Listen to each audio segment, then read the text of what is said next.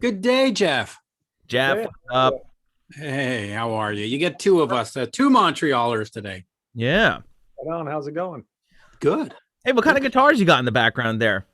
What do we have? Got some Les Pauls. You got We got a Guild, a Les Paul, a Telly, and a 335. nice, nice. And Look we at got, that. and then we Just- got this one over here. My buddy made for me, Oh, wow. like an old K, but Oh, nice. Look at that. It's kind of hot. It's a rat rod. Hey, just want to grab a slide and get on that beast. Yeah. All right. Well, let's get right into this. Seattle-based rock band Walking Papers, the Light Below album is out now. Welcome to the show. Jefferson, is it Angle or Angel? It's Angel. Angel. I was going to say, is it Angel? Like en français? Jeff Angell. You see, know, it's perfect. I think it was Angel before they came here, but my ancestors were just like that. Someone said Angel, and they said whatever.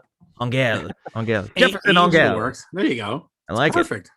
So the cool thing about this is that, Mitch and I were just saying, Seattle-based rock band. I just interviewed a guy named Aaron Jones a couple of weeks ago, Seattle boy, and it seems like there's a lot of great music coming out of Seattle these days. I mean, you guys have been around for, a little bit. You've been around the block, and so has Aaron. I mean, talk a little bit about the Seattle music scene in 2021. Right now there isn't much of one because it's COVID out, but there, you definitely had some players like Aaron and some different people kind of bugging around. The last couple of years before that, I missed most of it because I was on the road all the time. But there's another talented guys around here called Alif, which I think they're kind of like it's like the Beatles on heroin or something. Oh, But so really melodic, but also kind of slow and dreary, and there's a few hitters around here. You have the Thunder Pussy is kind of getting some traction because they get some McCready over there is giving them some love. So you got some girl rock, a lot of cool venues, Right. Yeah. Mudhoney, they're still around. Yeah, Seattle band. I almost ran into Mark Arm the other day. Oh, nice. I mean, Arm's great. I was in a van and I was coming up this hill, but I had to get enough momentum to get up the hill. You almost T-boned him? And so I had to kind of peek over, and then he was coming and he kind of looked really freaked out. And he was just like, and I was kind of like, move it. Mark, oh man, what a beast. Just a crazy musician. I'll reveal my age because when you say Seattle scene, I think, oh, Queensryche, Jeff Tate, they're so good. I like them. So our keyboard player did a stand-in tour with Jeff Tate one time. Oh, wow. Let me just ask you, because you were, of course, in the band, the Missionary Position, which, from what I can tell, hasn't broken up yet. So is this, in addition to, is this replacing the Missionary Position, or are both bands still two entities that will continue? We might play Missionary Position shows for, just kind of rip through those songs sometimes, but unfortunately the drummer's no longer with us. So we're right. No, I'm aware of that, but okay. So out of respect, you. No, I just don't. I think Walking Papers just had the most traction, so it's just Gotcha. Really, it's one of the problems with my career trajectory is like you get in a band, you get some traction, and then something falls apart, and then you have to start over. Where I should have, probably just started by calling it my own name in the first part, right? And then so now, but to me, it's all just a continuation of the same body of work. But more people know who Walking Papers is, so let's just keep up with that. So in reality, like all this stuff is kind of just you, but with a band name in a way. I'd like to think that, but would Benjamin like to think that too? Well, I think that it's being the singer, you get to kind of hold the reins, but definitely, it's the sum of all the parts. I've been very fortunate to play with some amazing musicians. Is the musical vision different than between both bands, or is it really a continuation of sort of this is what I do and this is what the bands I'm in sound like?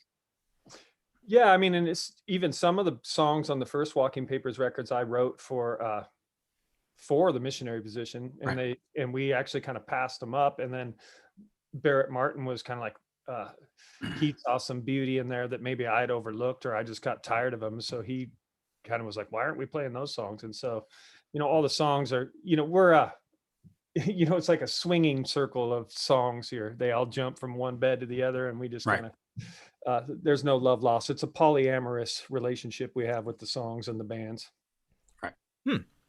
Interesting. What's it like playing in a band with Will Andrews, who's a Paiste artist, and I follow him on Instagram? Just an incredible, insane drummer. Yeah, he's a great guy on top of that, and easy to be on the road with, and to get along with, and does his, he kicks in where a lot of people, he has that drive. So what's the number one most important quality in a band member is that they show up, and he definitely shows up. But when we did, have you had that problem before? People weren't showing up? Oh yeah, I mean, I've had one of many different problems in the years of playing with music, and that's one of them. People if they don't show up for practice, they always got something going on. But he's amazing. He's a better drummer than I'll ever need. You know what I mean?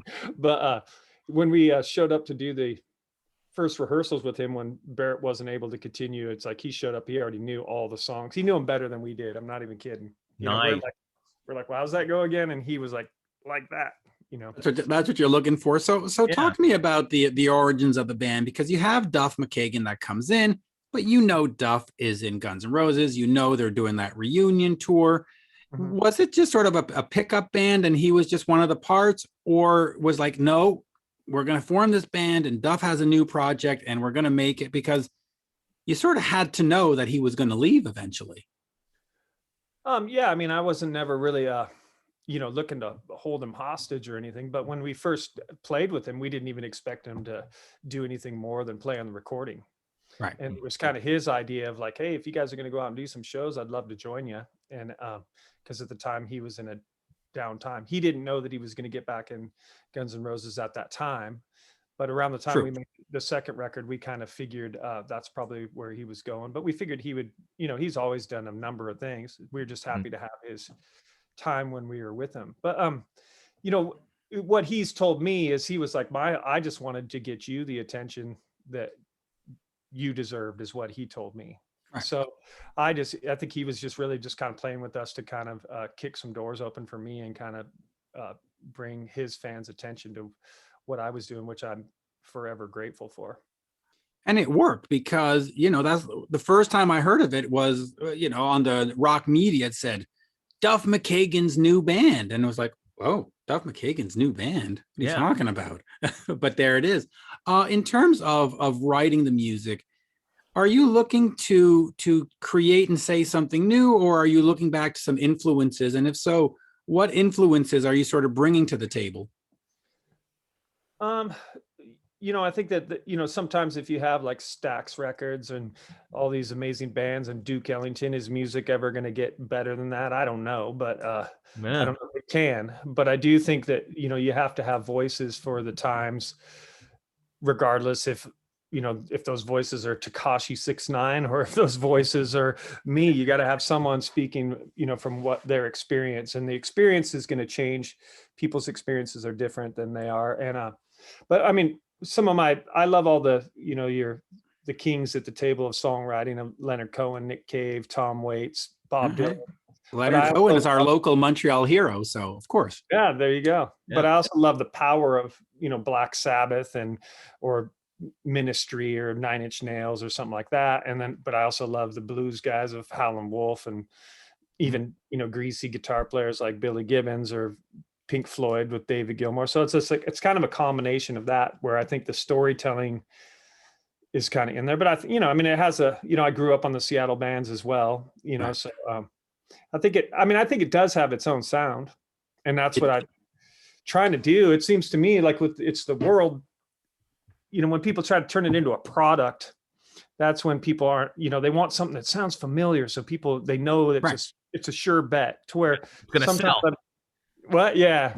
And so sometimes I hear a band and I'm like, 1/3 Rage Against the Machine, 1/3 Jack White, and 1/3, and then or Killers. And then you're like, okay, that's a sure bet, but it's a little too. It's kind of broad. It's kind of broad, Yeah. I mean, I don't need if I have Joy Division, I don't need another Joy Division. You know what I mean? Unless they're going to mix Joy Division up with Willie Nelson or something weird that's going to give me. Well, in that same vein, I look at some of the songs and they're exceptionally long. You've got 8-minute songs, 9-minute songs, 7-minute songs. Do you worry at all about radio and format and getting down to that 3-minute sort of single thing, Well, Mitch, now it's the perfect pop song now is 2 minutes and 30 seconds. Oh, So. God. See, Jeremy's our top 40 DJ here in Montreal. Number one top 40 DJ, by the way. But how important is that construction of the songs? You know, is 8 minutes too long? Do you worry about any of that stuff? Well, you know, stamina is something that every man should take pride in. You know, Yeah, Mitch, if your wife thinks 2 minutes is long, yeah, you know. I feel sorry for her. Well, I mean, after 20 years, but yes. Yeah. So yeah, I mean, I'm just trying to have I think music is a linear art form, you know, and I think that in 2 minutes, you know, you're getting, what can you give somebody? One idea? You know, how can you tell a story or in 2 minutes? You know, it's like it's a joke at that point. It's not really a story. So I like the idea of expanding on it, but I do think some things should just be a splash of acid in your face, and they should be quick like that. But I also think, you know, I love Jane's Addiction with the sprawling things, and Led Zeppelin and the Doors and Pink Floyd, and you know, it's, some people have more to say and they want to take some time to bring you into that world. And haven't you heard a song before that you just wish would go on longer? You know? Yeah. Well, Jeremy, yeah, I'm of the opposite. I listen to a song like November Rain and I go, you know what? If it was 4 minutes, it would be fucking perfect. I'm the different one. You know, Jeremy likes the extended mixes, but nah. I do like the extended mixes when it fits and suits the song. You know, if it's, you know, 8 minutes just for the sake of it being 8 minutes, saying, oh, well, what can we fill in here? Well, you know, if it's not a good part, we'll take it out. You know, but some of it's the tempo too. You know, some of the songs where the tempo's a little bit slower, but like, you know, you can't hypnotize someone just by like going, here's my watch, now dance like a chicken. You know what I mean? You need a minute to get them invited into the environment to, you know, get their attention. But like, you know, I mean, I like a 2 minute song too. I thought there's been a few bands that have done good with that, you know. But is it hard to write a long song like that though? But like, where does the original idea to come from for a really long song? Do you come in with a guitar riff or a vocal melody and then you expand on it from there? Well, when we go live, sometimes we'll stretch songs into like a couple songs. Mm-hmm. And you know, and so that's what when we did with this record. Some of the songs that are long are actually a couple songs just threaded together, because we liked how when we play live, maybe 3 or 4 songs that just blend into each other. Right. And it's a cooler experience. I love it when bands do that too, because it's like, you know, it creates a nice transition. You know, it doesn't leave room for a bathroom break. You get 3 songs, just bam, bam, bam. Beautiful. I got to give you guys something though here right now, because there's this thing about like they have this book called This Is Your Brain on Music, right? Right. If you're listening to a recorded drum beat that's just a loop, or it's been so technically fixed that it's on a metronome, it's not a real human being, right? Your brain cues into that isn't real, and it starts to ignore it. So when you have a 2 minute song, if it's just a drum machine playing and your brain already knows exactly what's going to happen for the next 2 minutes, then please, let's get it over in a minute at that point. You know what I mean? The computer created the drum beat and it's not going to change. But when you have a human being, that organically they're going to build up tension, they're going to get stronger, and new things are going to be happening. So your brain should be able to, it'll recognize, it actually goes back to our primal brain when we used to track animals for hunting and stuff. We track that beat, we know it's a computer, so therefore we get bored with it quick. But when you have musicians that are actually really playing, they can hold your subconscious attention longer. What's the book called? It's called This Is Your Brain on Music. This Is Your Brain. I want to check this out. Yeah, but it's true, because I have done stuff in the field of psychology, and you do sort of tune out white noise, and if it's programmed like a drum like that, it becomes white noise, and you put it to the side. So talk to me then about the recording process for the album. Is it important then to get in there and get all the sounds organically, real drums, real guitar, real bass, or do you like to use some of the technology that's available to us these days? Yeah, we're kind of a cyborg, right? That, you know, we do a little bit of both, but like when the actual performance of us playing always has to be real, because really what you're trying to do is capture energy, you know, and whether that energy is slow energy or rapid energy. And to me, that's always been the most important part. Where, for instance, how I make a good team with Ben is he's very interested in the sonics, like the actual tone of the kick drum and stuff. Like, to me, I could listen to a band that's firing on all cylinders through a phone recording, and it's still amazing to me. Or And when like you said the Sonics, I thought you meant like, wow, baby, driving me crazy. Yeah. Two mics in a garage. Yeah, but there you go. They didn't need all that technology to make that exciting. No. You know?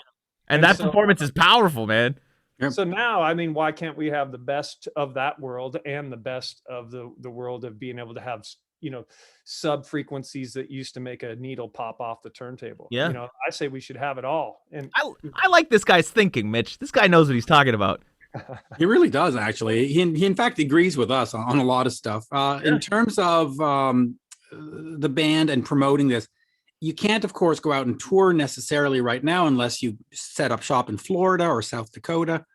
But how difficult is it to promote an album in this context? Was there any thought of maybe, we'll hold it, let's try again in the fall? And talking about the challenges of getting the word in this environment, the word out. Well, I mean, I think everyone's coming to the conclusion that attention is currency, you know? Mm-hmm. So, you know, we usually sold most of our records on the road and toured and did that kind of thing as far as actually selling physical records. But we're getting, you know, we decided to create videos and kind of focus on that because we couldn't tour, which has been kind of fun and creative and you know, getting to stretch some muscles that we never even knew existed before.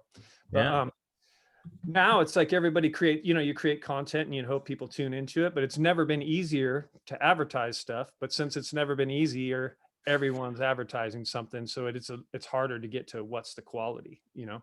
Yeah. And getting noticed. Of course, The Light Below is out now. Jeremy, go ahead. Yeah, I was creeping your Instagram a while ago and I was cracking up at this awesome photo of the leather getup, which I absolutely need. Mitch, you need that. That was trying something different there. That was we were going for the Elvis 68 special. Yes. You know. Yeah. I normally do these things wearing a t-shirt, like an Aussie t-shirt like today, and every so often a fan goes, you gotta get dressed up for these. It's you can't be rock and roll in a t-shirt. And it's just like, yeah, right. You know, what's funny is we did a new video that's coming out for the song Creation, Reproduction, and Death. That'll be out in a couple of weeks, but that we kind of had some fun with that. And like, same thing with that photo session. It was with a pretty flamboyant LA photographer, and they brought a stylist. And when we went into the photo session, we were, you know, they ask your size and your measurements, and they showed up with a whole closet of clothes. Versus usually when we do it, we just show up wearing what we're wearing. And so we were like, why not have some fun? So they, you know, that's my jacket, but those aren't my pants. Those aren't my glasses. Those aren't my shoes. I don't, you know, we had some other ones that went a little too far. If you think that one's bad, there's some other ones. But I don't think it's bad. I freaking love it. Cause you know, I'm all about the look and, you know, the showbiz aspect of it. You know, David Lee Roth, come on. He once said, it's not what you're like, it's how you look doing it. And you know, a lot of that, it's important. The visuals and how you look. It's, you know, like that photo. I'm like, I'm buying that single. Like, that's awesome. Well, then it works. They did their job. Yeah. I'll stick to the Aussie t-shirts. Yeah. I usually won't even wear a logo. I can't even put it. Just black on black. There you go. The one thing about Ozzy was a big influence on me because the Speak of the Devil record. Right. Before then, I liked The Cure and the Police, and I liked what was on the radio, I guess. And then one of my brother's friends brought home the Ozzy Speak of the Devil record, which is all the Black Sabbath covers. Right. I was like, I don't know what this is, but that's the music for me. You know what I mean? And having a guitar, I was instantly, you know, I just sat around learning all those. First Sabbath riffs was a huge influence on me. So I didn't hear the real Sabbath first. I heard. Oh, interesting. Yeah. That's all you need. All you need is Ozzy. Yeah. Come on. You need Tony Iommi. You need Geezer. You need Bill. Let me just quickly add, but you touch on something there. You mentioned The Cure and the Police and Ozzy and, of course, Sabbath. Is that important to you to bring in those different, you know, let me rephrase that. Would Walking Papers get into doing different kinds of styles, or do you really want to have a Walking Paper style, or would you have that freedom to explore different musical genres as you move forward? Yeah, I mean, I think we're going to do whatever we want, but I think even in some of the old songs, you can hear some of those Because that's diverse. I mean, if you said to me, you know, I like the Police and I like Genesis from the 80s, I go, okay, it's sort of the same thing. Yeah. But the Cure from Sabbath, I mean, that's night and day. That's great. But I think, you know, except for they all have guitars and drums, but I think that, you know, I think that's the problem with a lot of bands. You know, when we were kids and we grew up and you had a band like Led Zeppelin or the Stones, that, you know, they could go from mandolins to fuzz boxes. You know, they could go from, and, you know, huge John Bonham, the genius that he was, didn't have a problem sitting there for 4 minutes in a 6-minute songs before the drums kicked in, or the drums didn't come in at all. Right. And especially when the blow was as good as it was at the time. Yeah, there you go. But I think nowadays the problem is a lot of these, you know, I think people are like, artists are trying to think, what do the people want? You know, we can't get out of our brand. You know what I mean? We got to stay on our brand here. So like if you're the Ramones or AC/DC, sure, I love that. I know when I put on a Ramones record what I'm going to get, or Rammstein. You know what I mean? Yeah. Sure, that's great. But I also want other artists that do follow their muse, and it's not you know, it's not they're not staying in the lane. You know, to me, at that point, is it art anymore? Or is it just producing a product that people would buy? Or in the original concept was the art. And then after that, it's just repeating themselves. And to me, most of those bands, after the first 2 records, you kind of got the picture and you kind of move on anyways. Well, in North America, brand certainly trumps band. I think if you listen to maybe some Australian music or Germany, there's still some art going on. But here, it's brand first, and that's why you can be touring 20 years later with one original member or even no original member, you know, unfortunately. Well, there you go. Thank you so much, as we say in Montreal. That was terrific. Yeah, I hope to get back there sometime soon. That was where we played that place where they made the jazz record. I forget last time we were up there. Hold on, there's the Fufun Electrique. They're the jazz festival. We opened up with Alice in Chains at it was some big joint, but they Place des Arts. Then it might have been Place des Arts. Hell, that ain't it either. No. Metropolis, was it? Metropolis. It was a big old theater with a wood floor under the stage, and maybe the Olympia. Corona. Corona has a wood floor. This is what we got to do, dudes. We got to go like this. We go in here, and we got. I know. In our. Let's take it for a walk. Let's see where we're going. Right there. It's. It's got the poster.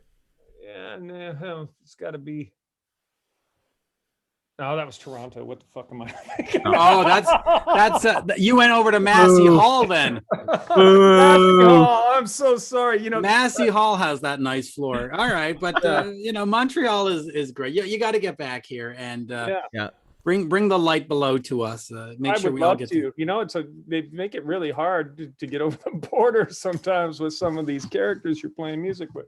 Yeah. So I don't know if I've been to Toronto, man. I really want to go. Well, you've been to Toronto. You don't know if you've been to Montreal. Montreal. That's right. Yeah. I don't know where I am right now, guys. That's all good, man. Well, let's wrap up and get out of here. So, The Walking Papers, brand new album, The Light Below. It's available now wherever music is sold. Support these guys. Go buy the CDs, the vinyls. Go on their website. You know, buy the records, because as Mitch and I like to say, they can't sign your Spotify at the show. Nope. No, you can't sign to Spotify. No, you can't. You need vinyl. Yeah, you mess up a perfectly good phone doing that. Exactly. Jeff, this has been great. Thank you so much. Total pleasure. See you. Cheers. See you later, Jeff.